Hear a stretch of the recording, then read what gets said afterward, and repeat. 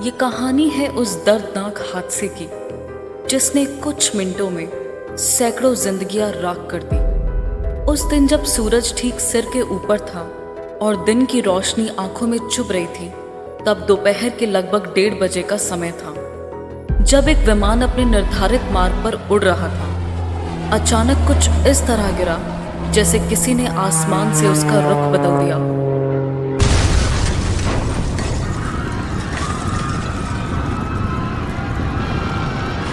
ये विमान था जो नवविवाहित जोड़े, एक पूरे परिवार, बच्चों और उन लोगों के साथ भरा हुआ था जो अपनी जिंदगी के बेहतरीन लम्हों को एक साथ बिताने के लिए यात्रा कर रहे थे।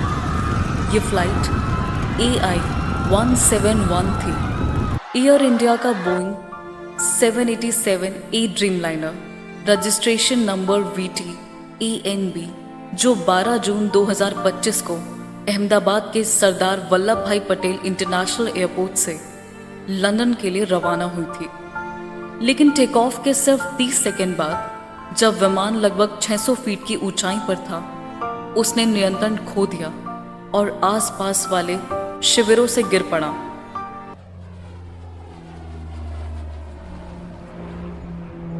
वो विमान सीधा एक मेडिकल हॉस्टल के मेस पर गिरा, जहां लोग अपने दोपहर के भोजन के लिए बैठे थे।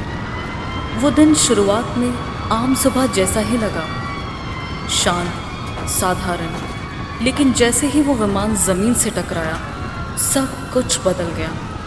वक्त कहीं ठहर गया। उस हादसे ने सब तबाह कर दिया।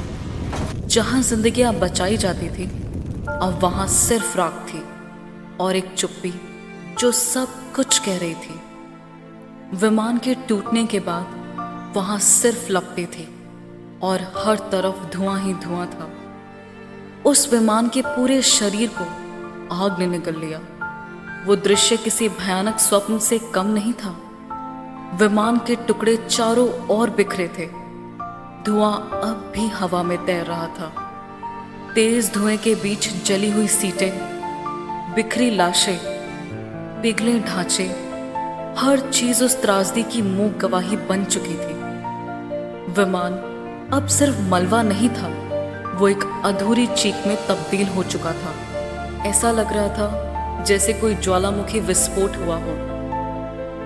इस हादसे में 240 जिंदगियां खत्म हो गई। वो नवविवाहित जोड़ा जिसकी आंखों में सपने थे, वो मासूम बच्चे जो दुनिया को देखना सीख रहे थे, वो माँ बाप जो अपने बच्चों के लिए एक बेहतर कल चाहते थे। सिर्फ 30 सेकंड लगे और सब कुछ खत्म हो गया। सपने जले, रिश्ते राख हुए और जिंदगी एक खामोश चीख बनकर रह गई। जब सबने मान लिया था कि अब कुछ नहीं बचा, तभी एक चमत्कार हुआ। सीट 11A पर बैठा विश्वास कुमार रमेश, वही युवक जो मलबे के ढेर से जिंदा बाहर आ गया। कोई नहीं जानता था कि कैसे वो उस भीषण हादसे में बच गया, और उस पल में वो सिर्फ एक इंसान नहीं था, वो एक जीती जागती उम्मीद थी, एक ऐसी सच्चाई जिसकी किसी ने कल्पना भी नहीं की थी। विश्वास कुमार रमेश का शरीर झुलस चुका था, लेकिन सांसें अब भी चल रही थी। उसका चेहरा सुन्न था, जैसे हर चीख उसकी खामोश आंखों में कैद हो गई हो। उसकी आंखों में वो खौफ था जिसे शब्द छू भी नहीं सकते। वो जिंदा था, एक ऐसी जगह से लौटकर जहां से कोई उम्मीद लेकर वापस नहीं आता। उसका बाहर आना एक चमत्कार था, क्योंकि वहां से निकलने का कोई रास्ता था ही नहीं। और फिर एक और नाम सामने आया, भूमि चौहान, जिसे उस फ्लाइट में होना था।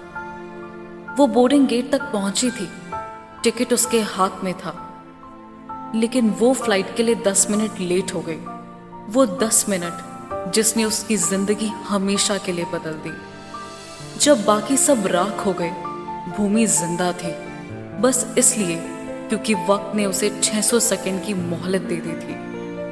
उसके लिए ये सिर्फ देरी नहीं थी, ये एक दूसरा जीवन था, जो किस्मत ने उसे चुपचाप सौंप दिया। ये हादसा सिर्फ एक विमान दुर्घटना नहीं था, ये उस दर्द का प्रतीक बन चुका था जिसमें पूरी दुनिया एक पल में सिमट गई। लोगों के जीवन के बीच एक गहरी खामोशी छा गई जो शब्दों से बयान नहीं हो सकती। उनकी खामोशी जो अब हमारे बीच गूंज रही है, उस पल में खो गई जैसे सब कुछ एक क्षण में सुलगते हुए राख में बदल गया। कुछ लम्हे जिंदगी में ऐसे आते हैं जो सिर्फ डर नहीं देते, वो हमें भीतर तक तोड़ देते हैं। जब सब कुछ होते हुए भी कुछ भी काबू में नहीं होता, ऐसे पल जो हमारी सोच, हमारे विश्वास और हमारे भविष्य की नींव को हिला देते हैं। इसलिए जिंदगी का हर पल अनमोल है। कभी कभी सिर्फ एक पल सब कुछ खत्म कर देता है। सपने, रिश्ते और वो सारे वादे जो कल से जुड़े थे, सब चकनाचूर हो जाते हैं। हम सोचते हैं हमारे पास वक्त है, लेकिन सच तो ये है कि वक्त कभी हमारा था ही नहीं। इसलिए जो सच में अपना है उसे हर दिन जताओ, क्योंकि अगला दिन बस एक उम्मीद है। ये कहानी सिर्फ उन 240 लोगों की नहीं है जिसकी जिंदगियां इस हादसे में खो गई। ये उस अदृश्य दर्द की भी है जो अपने परिवारों के दिलों में हमेशा रहेगा। एक खामोशी जो ना कभी खत्म होगी और ना कभी भुलाई जा सकेगी। हमारी प्रार्थनाएं उन परिवारों के साथ है जिसकी पूरी दुनिया इस एक हादसे में टूट कर बिखर गई। हम उनका दर्द ना सिर्फ समझते हैं, हम उसे भीतर तक महसूस भी कर सकते हैं। जिंदगी बहुत नाजुक है कि उसकी असली कीमत हमें सिर्फ तब समझ आती है जब सब कुछ खोने के कगार पर होता है, और तब हमें ये एहसास होता है कि हर सांस एक तोहफा है। ऐसे ही और दिल दहला देने वाली कहानियां सुनने के लिए सब्सक्राइब कीजिए मेरा channel on Castbox, Google podcast, Amazon music, Spotify और YouTube पर।